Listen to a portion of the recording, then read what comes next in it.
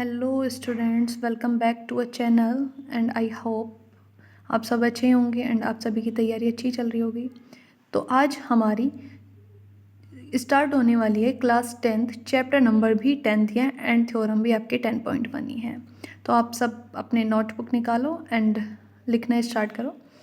लिखने से पहले आपको ज़रूरी है सबसे पहले कि आप उसको समझेंगे, समझने की कोशिश करना। अगर समझ आ जाएगी तो आप बहुत अच्छे से उसको कवर कर लेंगे। तो हम स्टार्ट करते हैं। देखो, हमें दिया हुआ है the tangent at any point of a circle is perpendicular to the radius through the point of contact. इसका मतलब है थ्योरम का कि कोई सर्कल है हमारे पास और सर्कल पर जो टेंजेंट होती है, यानी कि जो हमारा टेंजेंट जहाँ टच करती है, जहाँ पॉइंट होता है कॉमन पॉइंट, उसको बोलते हैं point of contact. Point of contact से जो सर्कल की रेडियस होती है वो हमारी परपेंडिकुलर होती है। कहने का मतलब कि एक्स वाई पर परपेंडिकुलर है आपका ओपी। तो देखो हम स्टार्ट कैसे करते हैं प्रूफ में है गिवन। देखो, गिवन अ सर्कल, सर्कल है, सर्कल दिया हुआ है with radius OP. OP radius है इसकी। मैंने खुद माना है कि ओपी और मैं कहीं एक्स्ट्रा भी पॉइंट बना सकती हूँ, ओके, उससे फ़र्क नहीं पड़ता। Centre O and tangent P Q, यानी मैंने टेंजेंट मान ली, tangent P Q and O P perpendicular है एक्स वाई पे। आपको पता ही होगा परपेंडिकुलर यानी कि कोई भी 90 का एंगल जो बना रहा है किसी लाइन से, that is perpendicular.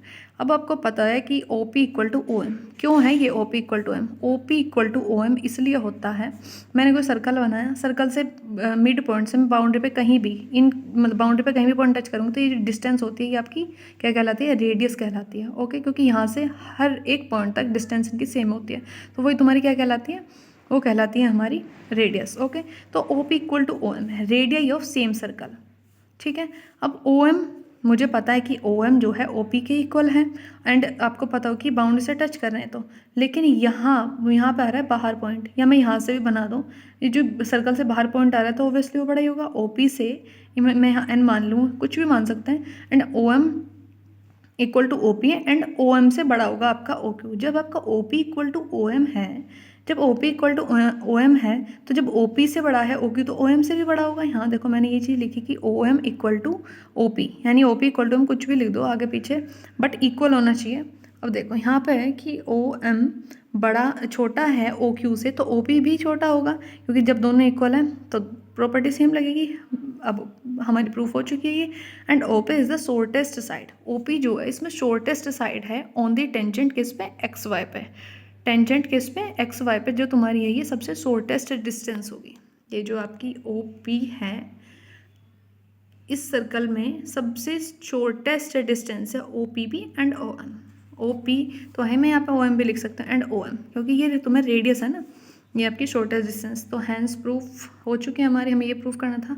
O P जो होगी फिर परपेंडिकुलर होगी किस पे? आर क्यू पे। तो ओ पी परपेंडिकुलर हो गई किस पे? आर क्यू नहीं है, सॉरी, एक्स वाई पे।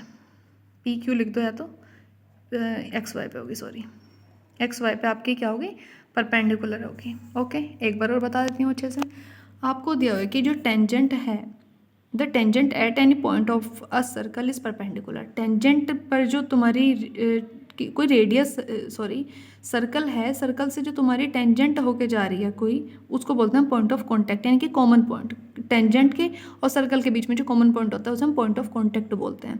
इन्होंने बोला है कि उस पर जो रेडियस होती है वो परपेंडिकुलर होती है, ओके। तो हमने बना दी ओपी परपेंडिकुलर है किस पर? एक्स वाई पर परपेंडिकुलर है ओपी, और पी पॉइंट जो है वो आपका पॉइंट ऑफ कॉन्टैक्ट है, ठीक है। पी देखो, पी क्या है, यहाँ देखो, आपका जो पी है ये है कॉन्टैक्ट पॉइंट, हिंदी में बोलते हैं संपर्क बिंदु, कॉन्टैक्ट पॉइंट। आपको ये दिखाना था O P equal to O M के दिखा दिया। O P equal to O M है, ओ क्यू बड़ा पॉइंट है, ओ एम से ओ पी से भी बड़ा है पॉइंट है, तो बस जब ये बड़ा पॉइंट है और एक्स वाई पे ये तुम्हारे टेंजेंट है तो हमने दिखा दिया यहाँ पे। And O P and O M shortest distance है, शॉर्टेस्ट साइड ऑफ टेंजेंट है। And thank you. अगर आपको वीडियो अच्छी लगे और समझ आई हो तो लाइक शेयर एंड सब्सक्राइब करना ना भूलें। एंड एग्जैक्टली आप ऐसे लिख सकते हो, अगर आप ऐसे लिख के आते हो तो मार्क्स आपको फुल ही मिलने हैं अगर ये थ्योरम आ जाती है तो। And thank you, bye bye. And second जो आपकी थ्योरम है वो मैं नेक्स्ट वीडियो में लेके आती हूँ, तब तक आप इसको रीड करो। Bye, thank you.